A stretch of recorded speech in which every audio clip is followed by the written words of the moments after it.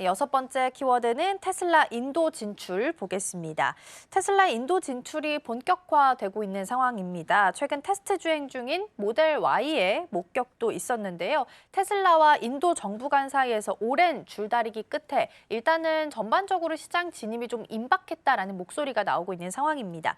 이 보도가 시사하고 있는 건 어떤 것들이 좀 있을까요? 사실 이제 테슬라는 그 세계 시장으로 따지면 이제 세계 2위 인도 중국 다음으로 이제 자동차에서는 2위 정도 잠재력을 가진 격전지입니다. 근데 EV라고 이제 전기차는 한 1~2% 정도밖에 안 돼서 잠재력이 많습니다. 그래서 이제 이 부분에 이제 테슬라가 계속 눈독을 들이고 있었는데 이제 공장이 곧 지어질 것 같아요. 근데 어쨌든 중국에 있는 상당 부분을 이제 관세 리스크 때문에 이제 옮기고 싶어 합니다. 그래서 이제 조만간 옮기지 않을까라는데 이렇게 따지면 이제 전기차 패권의 차세대가 이쪽이 되지 않을까. 이제 비아디 쪽으로 가고 테슬라도 가고 현대차도 이쪽으로 갈까 하고 있습니다. 그래서 여기가 이제 3대 차들이 격전지가 되지 않을까라는 생각이 들고요.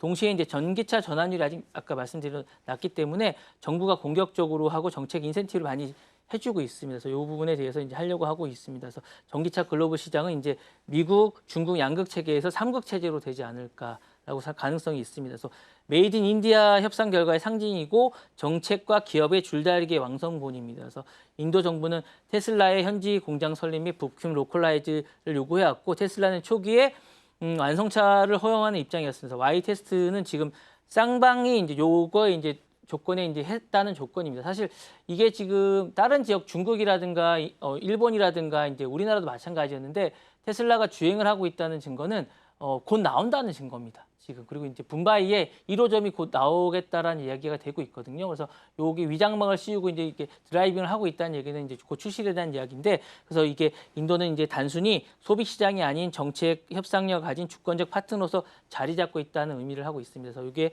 조만간 그런 게 의미를 하지 않을까라는 생각이 들고요.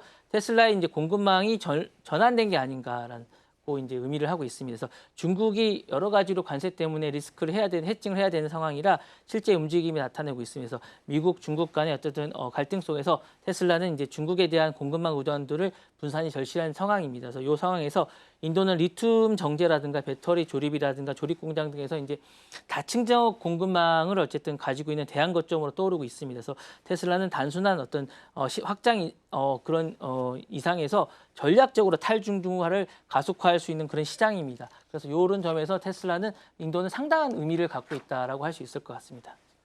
네, 전기차 패권을 앞으로 인도에서 좀 잡을 수도 있겠다라는 부분 말씀해 주셨고요. 또 특히나 전기차에 있어서는 큰 기업들이 모여서 여기에서 인도 안에서 더 다 만날 수도 있겠다라는 생각도 한편으로 들긴 합니다.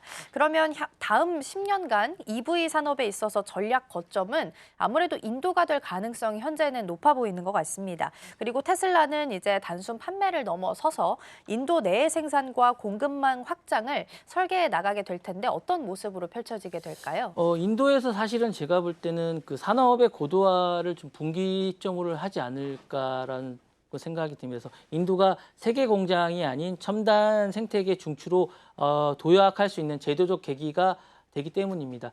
그러니까 전기차가 어쨌든 주도권이 선진국 시장에서 이제 신흥 인프라로 이동하고 있다는 신호입니다. 사실은 전기차는 한때 고소득 시장의 점유물이었습니다. 이제는 인도나 동남아나 이제 남미, 아프리카 등 대규모 인구 기반 신흥 시장에서 이제 승패를 가르는 시대가 도래했기 때문이면서 이제 인도가 그런 시장이기 때문에 이제 그런데요.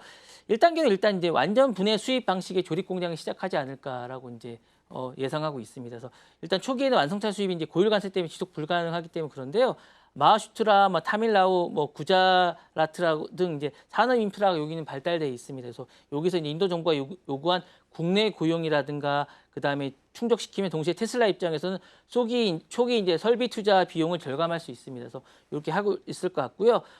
그다음에 차례로 이제 로컬 부품 공급망 체계를 구축하게 될 것 같고 그다음에 이제 배터리 및 그다음에 ESS라고 그러죠. 에너지 저장 시스템의 허브를 이제 구축하고 그다음에 차세대 AI 기반 차량의 소프트웨어라든가 개발 현지화 연구소를 설립한 다음에 마지막으로 이제 인도를 통한 글로벌의 어떤 난방구 수출 허브를 추진하게 되지 않을까 이렇게 생각이 듭니다. 그래서 테슬라는 이제 인도를 단순히 차를 팔 생각이 아니라 조립, 부품, 배터리, 소프트웨어, 수출로 이어지는 풀스택 EV의 어떤 벨트를 만드는 약간 이렇게 구축하려고 합니다.